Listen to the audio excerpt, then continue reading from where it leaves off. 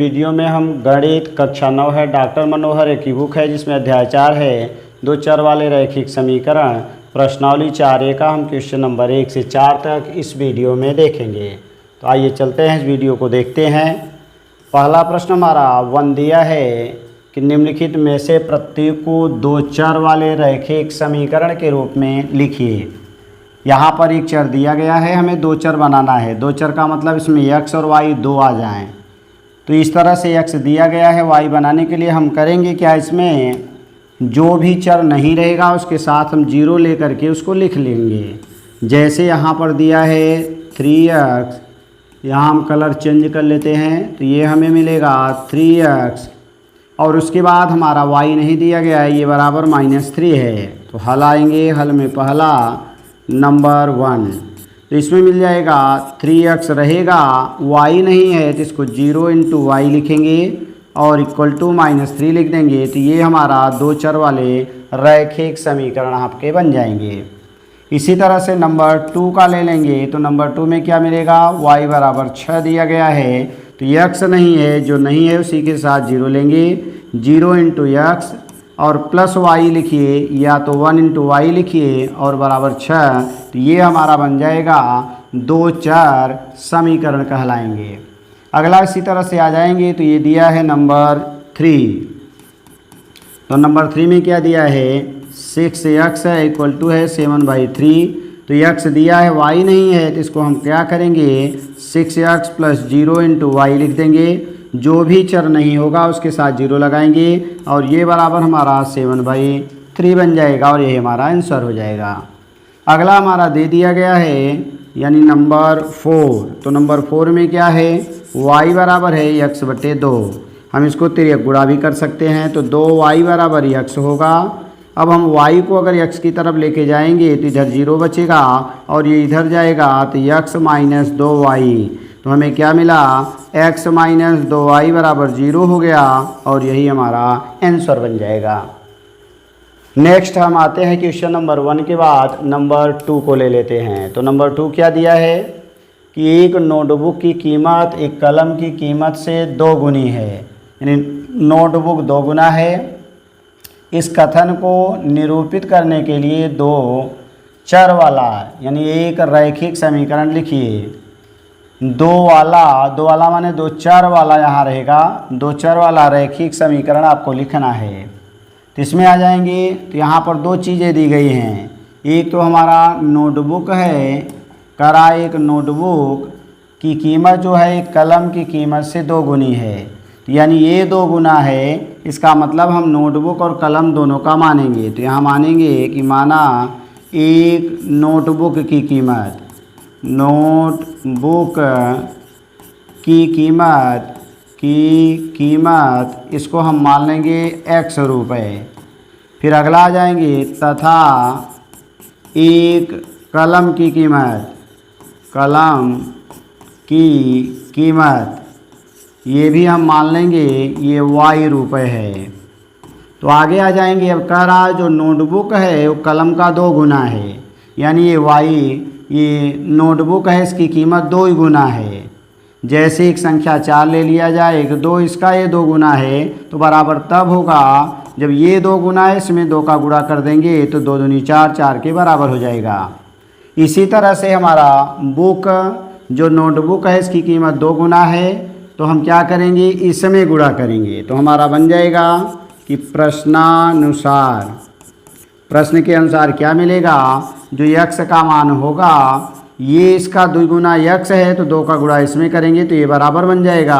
तो x - 2y बराबर 0 हो जाएगा। इसको हमें रैखिक समीकरण बनाना था और ये रैखिक समीकरण बन गया और यही हमारा आंसर बन जाएगा। नेक्स्ट क्वेश्चन नंबर हम 3 ले लेते हैं। तो 3 में क्या दिया गया है, कह रहा है कि a का मान ज्ञात कीजिए यदि x बराबर -a y बराबर 5/2 समीकरण इतने का हल है। यहाँ हम आ जाएंगे हल, और हल में जो 2 मान दिया है वही मान रख करके अगला मान हमें निकालना है। तो यहाँ पर कह रहा है कि a का मान ज्ञात कीजिए यदि x बराबर और y बराबर दोनों दे दिया है। तो हम आ जाएंगे, लिखेंगे हल, हल में क्या मिलेगा, ए बराबर दिया है हमारा, यानी सॉरी यक्स बराबर दे दिया है -a और वाई बराबर दिया है हमारा 5/2 है और हमें ए बराबर निकालना है इसका मान क्वेश्चन मार्क। और हमारा जो समीकरण दिया गया है वह है यक्स प्लस 4y -7 बराबर 0। अब इसी में हम मान रखेंगे तो यक्स के स्थान पर -a लिखेंगे प्लस 4 × वाई का मान 5/2 लिख देंगे, -7 बराबर 0 है। ये 2 से कटेगा 4 तो 2 दूनी 4 हो जाएगा, ये बनेगा -a और यहाँ मिल जाएगा +2 का गुणा 5 में करेंगे 10 -7 बराबर 0 होगा। इसमें से घटाएंगे तो -a बराबर 10 में से 7 घट के यानी बन जाएगा +3 बराबर 0। ये -a साइड में जाएगा तो +a बनेगा, 3a यानी 3 बराबर मिलेगा, ये जाएगा +a यानी a हो जाएगा हमारा a बराबर 3 और यही हमारा आंसर बन जाएगा। अगला हम प्रश्न नेक्स्ट देखते हैं 3 के बाद क्वेश्चन नंबर 4 को। तो 4 क्या दिया है, निम्नलिखित समीकरणों में से प्रत्येक समीकरण के 4 हल लिखिए।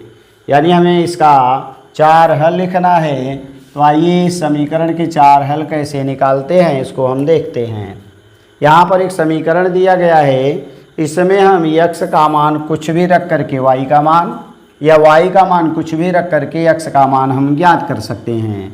तो यहाँ आ जाएंगे हल में हमें क्या मिलेगा, पहले हम समीकरण लिखेंगे नंबर 1 का 2x + y बराबर 7 है।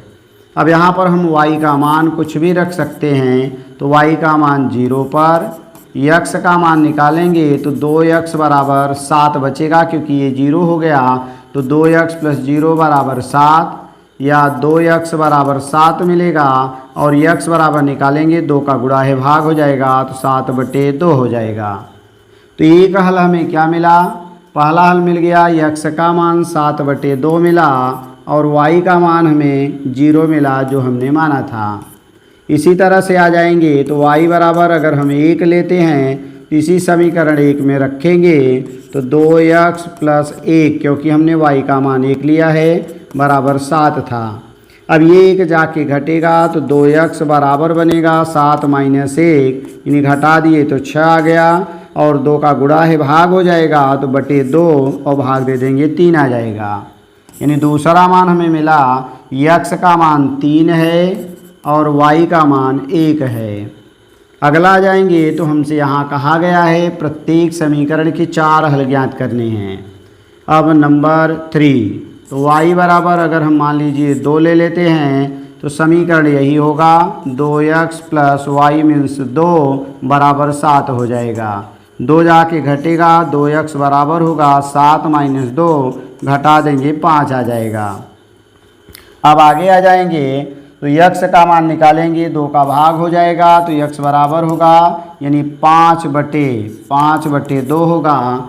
तो पहला मान x का 5/2 मिला, दूसरा y का मान हमने 2 माना है तो 2 मिल गया। अगला आ जाएंगे y बराबर हम और 3 ले लेते हैं, यानी y का मान माइनस में भी लिया जा सकता है तो 2x + 3 और ये बराबर हमारा 2x + 3 बराबर 7 हो जाएगा। तो यहाँ आ जाएंगे 3 जाके घट जाएगा 2x बराबर 7 - 3 यानी घटा देंगे तो 4 मिलेगा। x बराबर 2 का गुणा है भाग होगा तो 4/2 2 का भाग दे देंगे 2 आ जाएगा। तो x का मान 2 मिला और y का मान हमने 3 माना था तो 3 मिल गया। तो इस तरह से 4 आंसर निकालने थे तो हमें 4 आंसर मिल जाएंगे। तो पहला आंसर मिला 7/2 0, 3 1, 5/2 2 और 2 और 3 और यही हमारा आंसर बन जाएगा। आगे हम आ जाते हैं प्रश्न संख्या 4 का नंबर 1 था, अब नंबर 2 को ले लेते हैं। तो नंबर 2 में क्या दिया है, πx + y बराबर 9 है। इसमें भी हमें 4 मान ज्ञात करने हैं। तो 4 मान निकालने के लिए हम आएंगे फिर से वही प्रक्रिया, हल में हमें क्या मिलेगा, πx + y बराबर 9 दिया गया है। तो y का मान हम कुछ भी ले सकते हैं। यदि y बराबर हमने यहाँ 0 लिया तो बनेगा पाई एक्स प्लस 0 बराबर 9, यानी पाई एक्स 0, ये 9 बच जाएगा, केवल पाई का भाग दे देंगे, एक्स बराबर 9/पाई हो जाएगा। तो अगर हम बात करें पहले हल की, तो पहले हम यक्स का मान लिखेंगे 9/पाई होगा, दूसरा मान हमने वाई का 0 ले लिया है। दूसरा आ जाएंगे, यानी हम y बराबर 2 ले लेते हैं, तो यक्स यानी पाई एक्स ये प्लस 2, क्योंकि y का मान हमने 2 माना है, बराबर 9 होगा, 2 जाके घट जाएगा, तो पाई एक्स बराबर 9 और -2 होगा, +2 था तो माइनस बन गया, घटा दिए तो 7 आया, यक्स बराबर 7/पाई हो गया। तो यक्स का मान हमें 7/पाई मिला और वाई का मान हमने 2 माना था। अभी हमें 2 हल और याद करने हैं, तो यह वाई का मान अगर हम 3 ले लेते हैं तो हमें मिलेगा पाई एक्स प्लस वाई बराबर 9। तो पाई एक्स प्लस वाई मीन्स 3 बराबर 9, 3 जाके घट जाएगा, क्योंकि ये प्लस है इधर जाएगा माइनस होगा, तो 9 में से 3 घटाएंगे 6, और यक्स बराबर निकालेंगे तो पाई का भाग दे देंगे 6/पाई, तो हमें मिलेगा 6/पाई, और वाई का मान हमने माना है यहाँ पर 3। अब अगर हम कुछ मान माइनस में, चूँकि एक मान और ज्ञात करना है, तो वाई बराबर मान लीजिए -2 ले लिए, कोई भी मान लिया जा सकता है वाई का, तो इसी में रखेंगे पाई एक्स प्लस वाई बराबर 9 था, तो पाई एक्स प्लस के स्थान पर -2 मिला, ये -2 जाके जुड़ जाएगा, क्योंकि माइनस से प्लस हो जाएगा, तो पाई एक्स बराबर होगा 9 + 2, जोड़ देंगे तो 11, और यक्स बराबर हमें मिलेगा 11/पाई, तो हमें मान मिला 11/पाई मिल गया, यहाँ मिल जाएगा 11/पाई, और नीचे अगला y का मान -2 मिल गया, तो ये हमारे मान हो गए। तो हमें 4 मान याद करने थे, चारों मान हमें मिल गए हैं। अब हम आते हैं क्वेश्चन नंबर 4 का नंबर 2 के बाद देखते हैं नंबर 3। तो नंबर 3 में क्या दिया गया है, x बराबर 4y है। यहाँ अगर हम y का मान अपने मन से लेते हैं तो x का मान हमें मिलता जाएगा। तो हल में हमें क्या मिलेगा, हमने माना y बराबर 0, तो हमें मिला x बराबर 4y, यानी 4 × 0 और 0 आ गया। तो पहला हल हमें क्या मिला, x का मान 0 मिला और y का मान भी हमें 0 मिला। अगला आ जाएंगे, तो y बराबर अगर हम 1 लेते हैं तो x बराबर 4 × 1 होगा, गुणा करेंगे 4 × 4, x का मान 4 y का मान 1, तो 4 और 1 बन जाएगा। इसी तरह से अगर हम y बराबर -1 लेते हैं तो x बराबर मिलेगा 4 × y, यानी 4 × -1 -4 आ जाएगा, -1 4 मिला, यानी x का मान पहले लिखा जाता है, तो -4 और 1, ये हमारा -4 और -1, चूँकि हमने यहाँ -1 लिया है, 3 मान हो गए हैं, एक मान और ज्ञात करना है। तो y बराबर मान लीजिए हमने -2 ले लिया, तो हमें मिल जाएगा x बराबर 4 × -2, और 4 दूनी 8, -8 मिलेगा। तो x का मान -8, y का मान -2, तो -8 और -2 यही हमारे आंसर बन जाएंगे। तो इस तरह से हम किसी भी समीकरण में अगर मान ज्ञात करना है, किसी एक का मान मनमानी ढंग से रख सकते हैं और दूसरे का मान हम निकाल सकते हैं। आगे हम देखते हैं, नेक्स्ट पार्ट में हम आएंगे क्वेश्चन नंबर 5 से लेकर के 8 तक क्वेश्चन को देखेंगे। Thanks for watching.